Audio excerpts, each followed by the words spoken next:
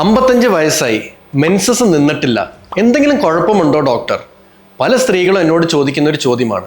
ഇതിനുത്തരം പറയുന്നതിന് മുമ്പ് മെനോപോസിനെ നമുക്കൊന്ന് ആഴത്തിലൊന്ന് മനസ്സിലാക്കാം. സാധാരണ സ്ത്രീകളിൽ മെനോപോസ് അഥവാ ആർത്തവവിരാമം നടക്കുന്നത് 48 തൊട്ട് 52 വയസ്സ് വരെയാണ്. ഇതിന് നോർമൽ മെനോപോസ് ഏജ് ഗ്രൂപ്പ് എന്ന് പറയും.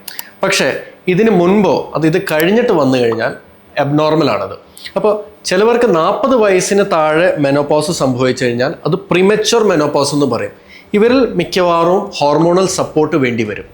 40 തൊട്ട് 48 വയസ്സ് വരെ നടന്നാൽ ഇതിനെ ഏർലി മെനോപോസ് എന്ന് പറയും. എല്ലാവർക്കും സപ്പോർട്ട് വേണ്ടി വരില്ല, ചില ആൾക്കാർക്ക് ചിലപ്പോൾ സപ്പോർട്ട് വേണ്ടി വരും. പക്ഷെ 52 വയസ്സ് കഴിഞ്ഞിട്ട് മെൻസസ് നിൽക്കുന്നില്ല അഥവാ മെനോപോസ് ആവുന്നില്ല എന്നുണ്ടെങ്കിൽ ഇതിനെ ലേറ്റ് മെനോപോസ് എന്ന് പറയും.